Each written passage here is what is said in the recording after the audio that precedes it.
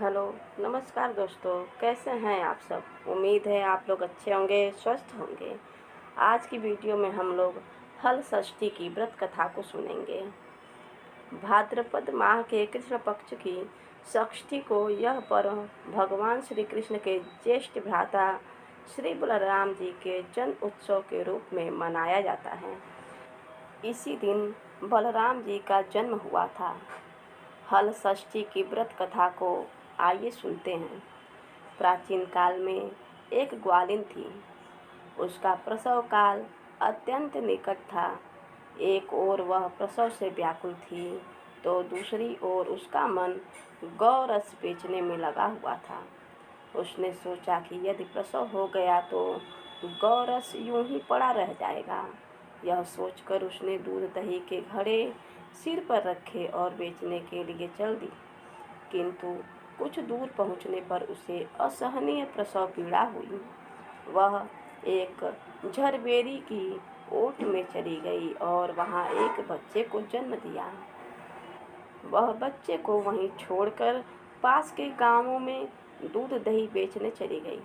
संयोग से उस दिन हल षष्ठी थी। गाय भैंस के मिश्रित दूध को केवल भैंस का दूध बताकर उसने सीधे सादे गांव वालों में बेच दिया। उधर जिस झरबेरी के नीचे उसने बच्चे को छोड़ा था, उसके समीप ही खेत में एक किसान हल जोत रहा था। अचानक उसके बैल भड़क उठे और हल का फल शरीर में घुसने से वह बालक मर गया। इस घटना से किसान बहुत दुखी हुआ।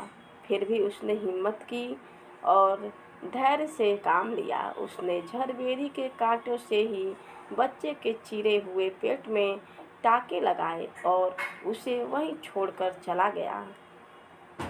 कुछ देर बाद ग्वालिन दूध बेचकर वहां आ पहुंची।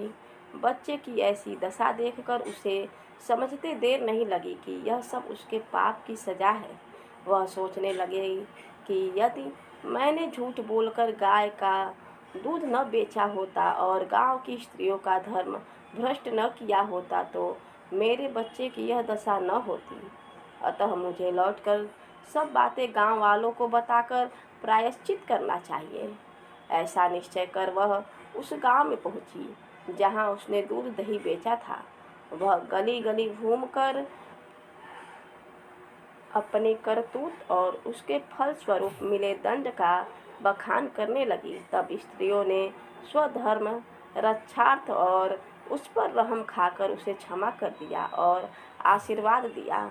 बहुत सी स्त्रियों द्वारा आशीर्वाद लेकर वह पुनः झरबेरी के नीचे पहुंची तो यह देखकर आश्चर्यचकित रह गई कि वहां उसका पुत्र जीवित अवस्था में पड़ा है। तभी उसने स्वार्थ के लिए झूठ बोलने को ब्रह्म हत्या के समान समझा और कभी झूठ न बोलने का प्रण कर लिया।